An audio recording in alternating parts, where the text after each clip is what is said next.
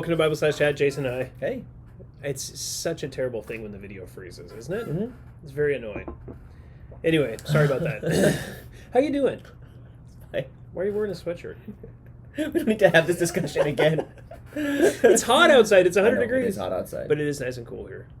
Good.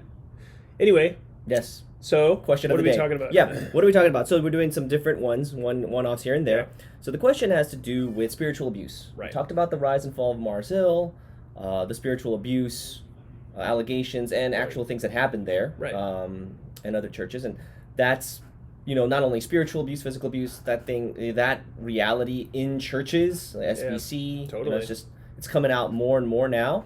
Of course, it's also in the world and has been. Yeah. It's always been with us. But as a church, how are we to think specifically about like leadership, spiritual abuse? Yeah. How are we to think about it biblically, and how can we prevent it / deal with it? Yeah, it's helpful, I think, to talk about these things. Like you said, we've already talked about the rise and fall of Mars Hill. Yeah. We talked a little bit about how elders protect one another from those dangers. And so I think that's the first thing, the most important thing. Is that a good, healthy, functioning elder board is going to protect itself from those kinds of individuals rising into positions. What we talked about, what we've been talking about is just how power corrupts, right, in one sense. Yeah. And the human heart is sinful. Yeah. And so you put a person who's a sinner into a position of power, and it's going to cause corruption. Right. And like you said, we see that not just in the church, and there's a danger, I think, we look at the church and we say, well, the church is a terrible thing. But actually, in the last 5 to 10 years, it's come out in almost every other category of society. Right. People in the entertainment industry like Harvey Weinstein, people in sports industry like Nasser, we have people in really almost every other venue, political, everywhere, where we have this abuse culture where people who are in power are utilizing that power for the purpose of selfish gain. Yeah. And when we talk about abuse, we don't just want to talk about one event. I think it's important to define that as something that's perpetual. Yeah. People sin, they exercise power in an unrighteous way once, that we would say that's an error, a sin. It should be repented of, but that's not necessarily an abuser who's doing that. It's just a person who sinned in that one moment. So when we talk about abuse, it's a perpetual thing.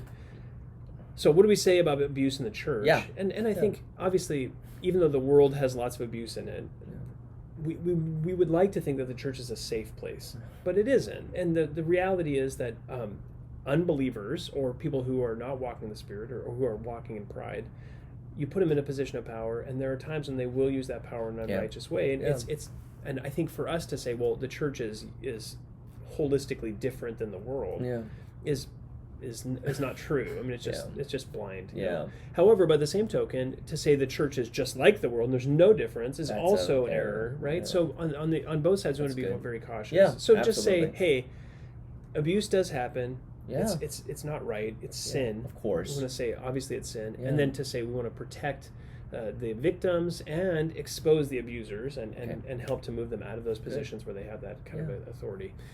How do we do that? Well, in any church context, right? I think there's two things that are helpful. One is just cultivating a culture of love in the congregation itself. And the reason for that is because if congregants are connected to one another, more than just this sort of top-heavy, connected to one guy, one pastor, what that does is the bond of love that exists, it actually protects the members of the congregation in a special way. And that's how God designed it, right? John 13:35, like you mentioned, that love for one another is actually the visible manifestation of Christ in the church. So we need to build cultures of connectivity in churches, which is difficult to do if you have a huge church, right? If you have a massive church, it's very hard. It's still important, though, and I think a lot of that falls on the congregant themselves, right? They have to have a heart that says, hey, I want to connect with people in the church. I want to have deep, meaningful relationships with other people. It's very protective to be put in those situations because then you're connected with tons of people in the church, and if you're hurting, it will become very plain to them very quickly because those relationships are close. Absolutely. That's the first thing we would say. The second thing we would say is just cultivating a church environment where there can be genuine transparency. People can be honest with themselves, with others. Where there's genuine, James 5:16, right? Confess your sins one to another. Just an openness of that kind of environment where they can be honest about their weaknesses and struggles. These kinds of situations generally happen in places where power structures make it very difficult to be honest about your weaknesses or your struggles, like genuinely. I think sometimes there can even be a power structure about transparency, and that's even like subtly dangerous. But But in this case, I think if there's genuine transparency, genuine openness about weakness from the top down, it's going to be very helpful. So having a church where that kind of culture is cultivated, I think, is important.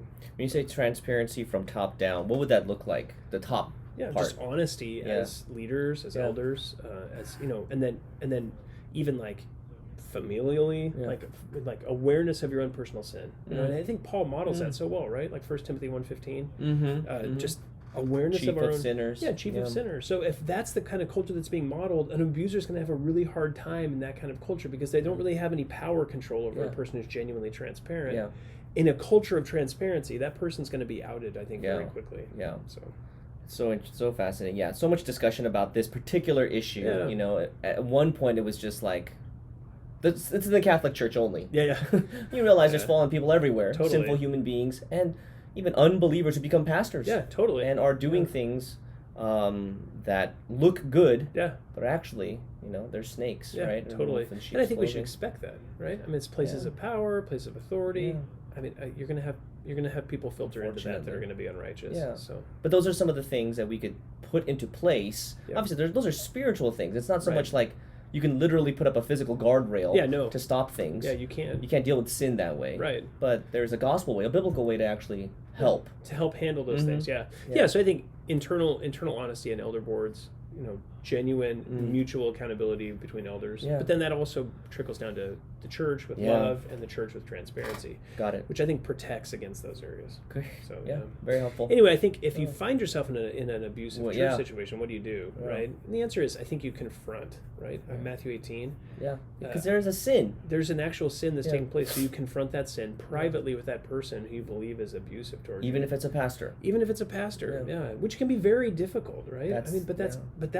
That's the way out. That's the only way out. And it's interesting that Jesus, in Matthew 18, when he says, if your brother sins against you, go and confront him and show him his sin in private, very difficult, but he doesn't say, hey, I know this is a challenge, garner some support before you go. None of those things. What he says is, ultimately, at the end of the day, this is the way out. One-on-one. And it has to be done that way. Yeah.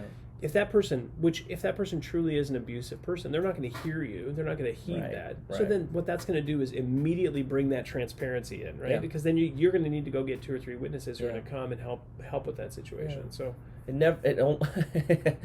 cases we know, I think it doesn't end up well. No. But it doesn't matter in that respect. Like for the believer to be convicted of confronting Galatians 6, Matthew 18. Totally, exactly.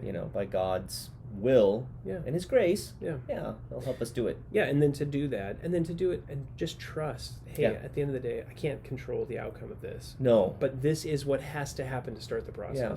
Regardless of whatever the result might be or how quickly it might come. Right? Exactly. Yeah, that's really good.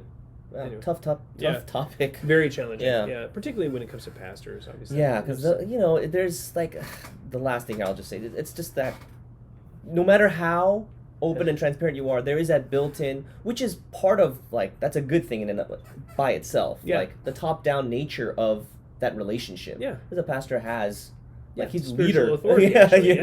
It's not like he's just happens to have a title. That office does mean something biblically. I'm saying not. So it makes it tough, but totally. And it's important, like you're saying. I think it's important to distinguish between authority and abuse, right? Because authority is abused doesn't mean all authority is bad. Right. Authority is actually a good, healthy thing. Yeah. And God has instituted those authorities. Absolutely. God has authority over us, and He never abuses us. No. His authority is always used well. So we want to protect authority structures, right? While at the same time having things in place that make abuse very difficult. Exactly. Things that like love, mutual accountability, and honesty are going to do that. So. Very good. Anyway, well, hope that's helpful for you. Difficult topics. If you find yourself in a situation like this, we would highly encourage you to reach out, get some help from pastoral care. Maybe in your church, maybe outside even if you need that. But you can always email us as well at info@faithbibleoc.org. Thanks so much.